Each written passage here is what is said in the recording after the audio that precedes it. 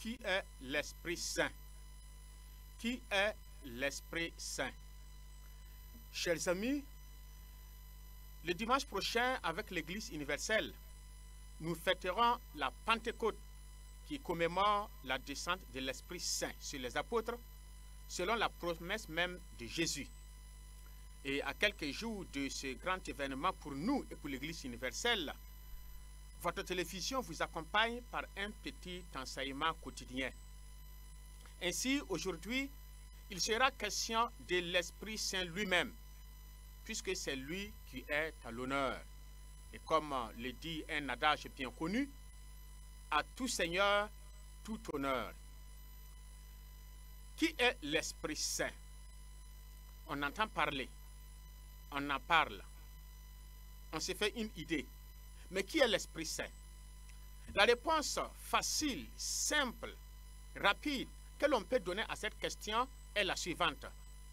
L'Esprit Saint est la troisième personne de la Sainte Trinité, qui est Père, Fils et Esprit Saint.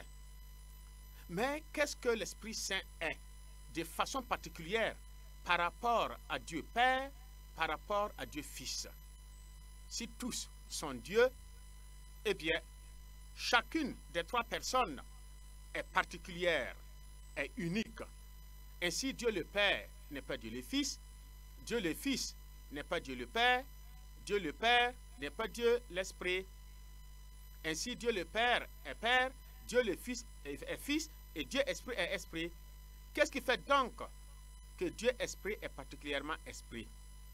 Alors, tout d'abord, dans la Bible, le mot hébreu employé pour désigner l'Esprit est Ruha, Ruha, tandis que le mot grec utilisé est pneuma, pneuma.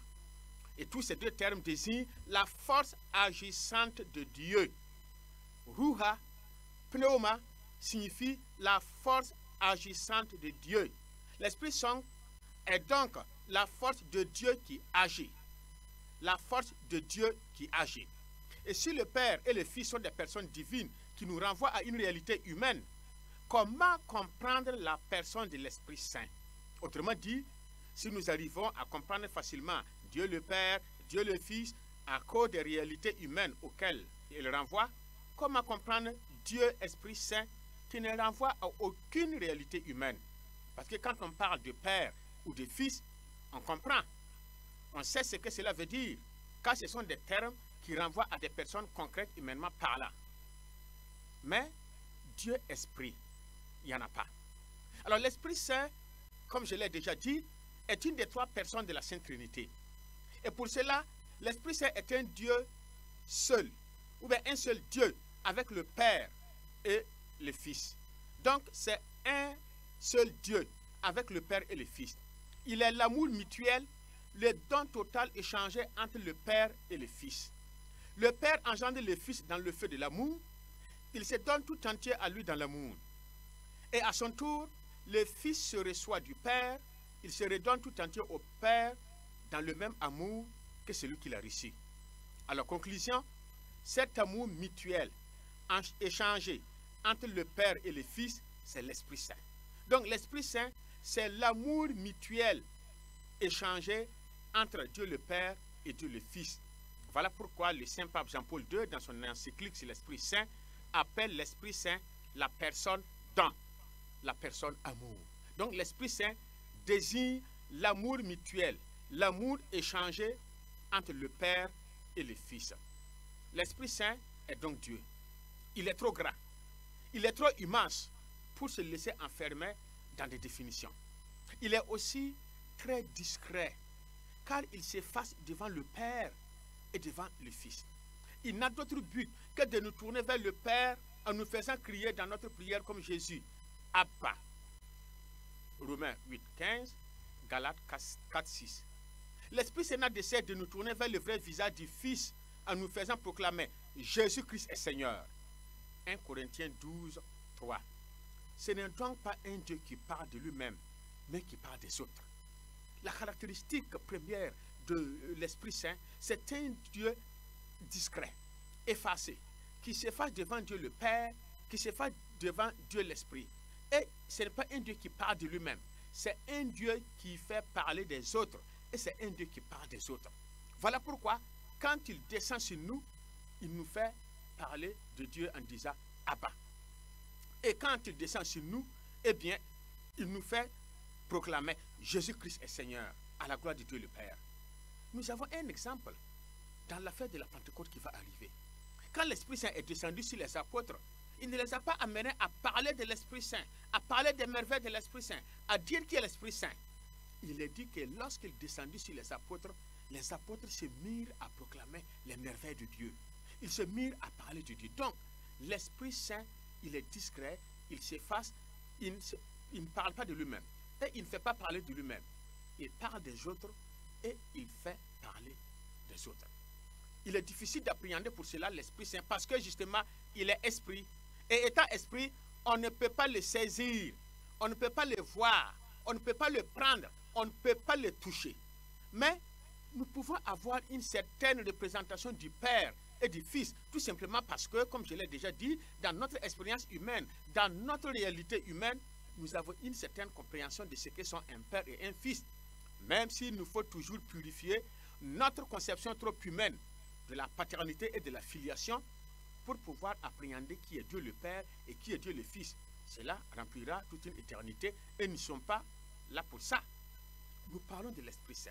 Mais pour l'Esprit Saint, c'est encore plus difficile car nous n'avons aucune expérience sensible de ce qu'est l'Esprit. Il est au-delà de tout. Étant Dieu, il est saint, de la sainteté même de Dieu. Il a comme propriété la sainteté, c'est-à-dire l'être même de Dieu, car Dieu seul est saint. Nous devons nous situer devant lui en adorateur, tout comme nous adorons le Père et le Fils. C'est d'ailleurs en lui que nous adorons le Père et le Fils. Étant donné que Dieu Esprit est Dieu, comme nous adorons Dieu le Père, comme nous adorons Dieu le Fils, nous devons de même adorer Dieu l'Esprit. Toutefois, comme le dit l'apôtre Saint Jean, nous le connaissons parce qu'il demeure en nous. Il nous a été donné par le Père et le Fils et il demeure au fond de notre cœur. Nous pouvons en avoir une certaine perception par ce qu'il fait en nous. Un peu comme on perçoit le vent au bruit et au mouvement qu'il produit dans les feuilles des arbres. Quand on voit le mouvement des feuilles des arbres, on perçoit le vent qu'on ne voit pas. On dit que le vent souffle. Il en est de même. Nous percevons l'Esprit Saint, nous découvrons la présence de l'Esprit Saint à travers ce qu'il fait en nous.